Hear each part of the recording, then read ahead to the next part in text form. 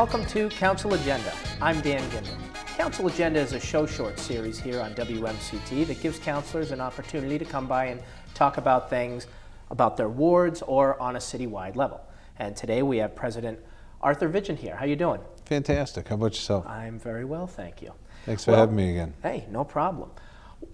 Yeah, the spring comes. Yeah. The leaves come out on the trees, and then also there's the budget hearings. And in between we get a few flowers, but then then the arguments on the budget start. Yeah, right, exactly.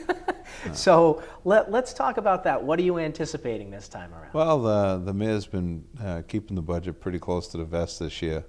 But from a council level, I think I've talked to Councilor Ossing about it, and kind of gone through some different things.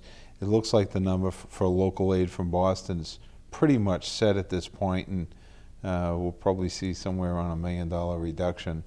So I'm hoping that we can hold this year's budget to around 3%, you know, somewhere in that ballpark. Yeah. Now, I know last year during the hearings, both you and Councilor Ossing had mentioned that you were concerned about 2011 when that would come. So what are those concerns exactly? Well, obviously we're expecting probably some deeper cuts from local aid in Boston. The governor came out with his package, which we're looking at over $19 million. Ways and Means put together a package that was very similar. You know, talk about fuzzy math. I have no idea where they're coming out with these numbers, because they can't afford it in Boston to send us that kind of money. Yeah. But obviously we welcome it, and it's going to be a big help. But I think we were all anticipating a bigger reduction in local aid. And we have some costs that last year we put off a little bit. We had basically a reduction in last year's budget from the prior year. We've already added that back. So that was kind of a false budget that we approved 12 months ago, and hopefully this year we can approve a good budget that we're going to stick to. And how does that all play itself out when you approve that budget, and then a department comes and says, well, we need an addition? Yeah.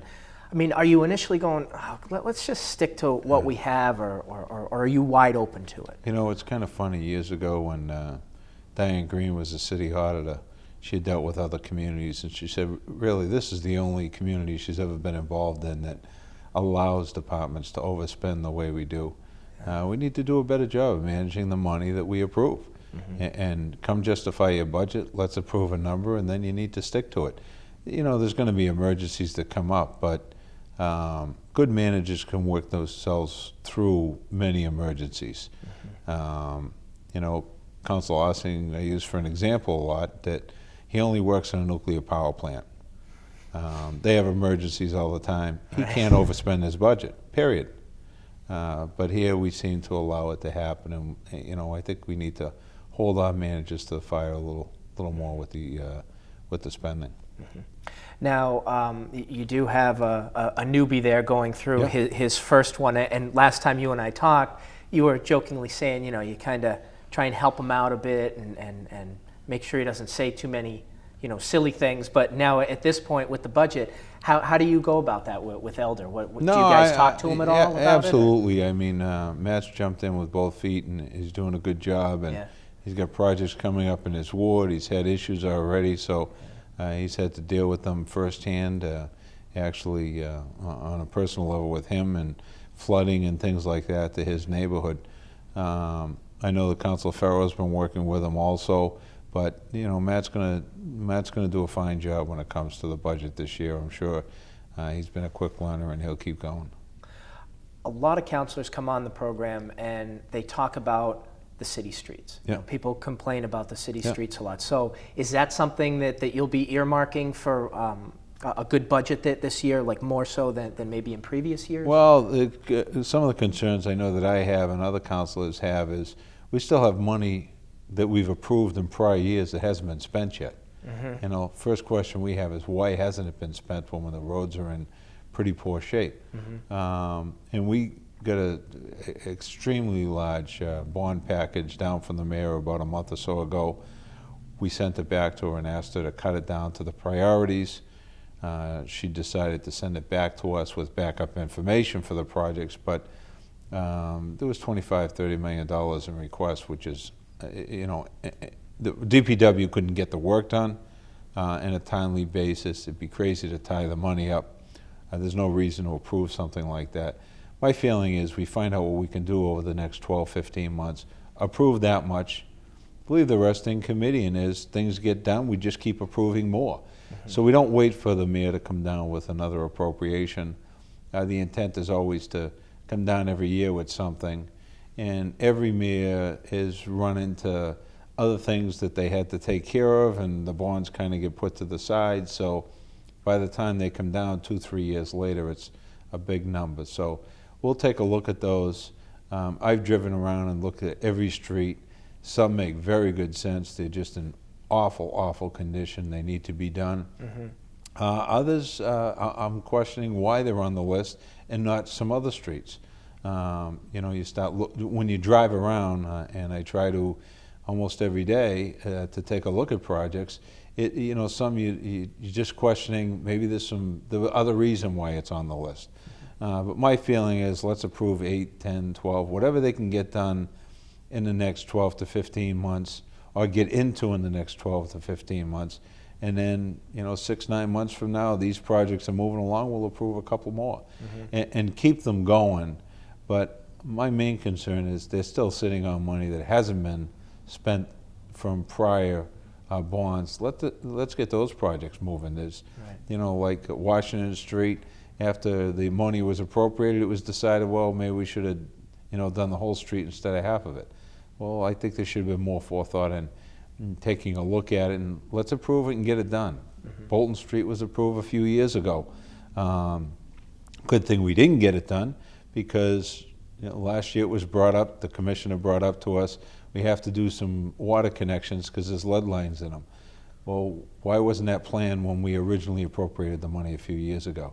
So we need to put a little more thought into the projects we are doing, make sure we're not going to go back in and dig these up. Now, I think it's well known by now that the mayor meets with the department heads, and they bang out what they want to present to the council, and then the council holds the hearings, and they talk to the department heads and the mayor and ask questions.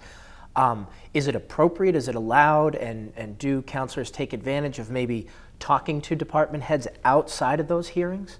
Just to kind of get a little more going on? No, I think, I was talking to Tom Abel today, and I've talked to other department heads about their particular budgets, why the increases, what can we do to make changes.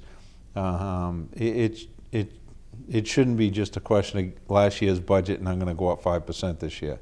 You have to take a look at it, see if we can do business. Many councilors said along the way, we need to find a different way of doing business. And it's true. I mean, we need to look at things, and some things we're not going to be able to change, but maybe there are some things we can be creative with. I think with the street projects, maybe if we outsource some of those engineering jobs also. We only have so many engineers on staff, so sometimes that gets backlogged. And here we are in the spring, we're turning the clocks to May next week, and as far as I know, we have one big project going. My feeling is we should have many in the street by now. So I want to see some things streamlined, have the department head come up with some ideas as what they think they can do to change things. I know the city clerk has done it with automation and things. Maybe some other departments have some other ideas. And sometimes it seems like maybe some viewers of these meetings think that the council just doesn't want to increase anything. That's not really the case. It's just you're just trying to be a little more fiscally responsible and careful of how much of a percentage you go up with each department. Well, the first night in the budget process I established, some 10–15 years ago, was an overview night. Okay, we approved this budget. What does it do for the tax bills we send out in November? And work backwards from there. What's acceptable? If we approve a budget that we think is bare bones budget, but there's a 10% increase in the tax levy come the fall, people are going to be pretty upset. So we try to go out that far and then work backwards into the budget to what's acceptable, and hopefully if we can keep the budget around 3%, that means we're probably looking at somewhere around that for the tax levy increase and increase in the tax bills, depending on several variables, but that's what the first night is about, to talk about those and find out, okay, what are we looking at for local aid, local receipts, what's going to be increasing next year. We have a huge cost increase with water bills with the 2 treatment plants, water and sewer bills. Right. Those are going to be starting this year. Those increases are going to be kicking in this year. Okay. So we have to take a look at that and look out a little farther. And yeah, we try to slow down the spending, but like I said, we approved the budget last year with a decrease of about 1.6%, I think. We've already added that back to the budget this year during the year with transfers. So we have still added 2% back to the budget. If we didn't cut that, maybe we would have. So it's just really a question to try to protect the residents from high tax increases and keep a good balance in the city between the commercial side and the residential side. And you and I have talked about this before. Just tell the viewers who maybe haven't seen it before, how does Marlboro compare to surrounding towns financially? I mean, we're in pretty good shape, correct? We're in great shape. Yeah. I mean, it's kind of funny, but I was talking to Jim Kane, former city councilor for Marlboro. Now he's a selectman over in Shrewsbury, and doing a great job. He always has. He's just he did a great job when he was here, and you know, he was a finance guy and kept an eye on the spending, but he was questioned, I guess, from one of the constituents over there about, you know, Marlboro or something, and the person said, you know, well, I don't want to be like Marlboro, and he said, yeah, that would be kind of irresponsible to have $7-8 million in stabilization funds and $3 million in free cash, and you know, and multi-million dollars in excess levy capacity. I wouldn't want to compare us to them either. You know, so we've done a real fine job, and that's been everyone working together from the administrations, the city councilors, the department heads, and like I said, we don't say no a lot, but we ask a lot of questions, and it's not the most comfortable thing in the world to come down before the finance committee. So it's really not a question of saying no. It's making sure that, you know, it's going appropriately. It's not our money. It's the taxpayers' money. Right. So we have to make sure we protect that. Right. And that's the thing too. When these hearings begin, you will see disagreements. You know, people on different sides. But what it all comes down to is you're all working on the same team. Absolutely, absolutely. Different viewpoints, and that's what makes it work. Yeah. You know. All right. Well, thank you for coming on Council Agenda. You're welcome. Appreciate it. Good to see you. Thanks for having me again. All right. You have been watching Council Agenda. I'm Dan Ginden. We'll see you next time.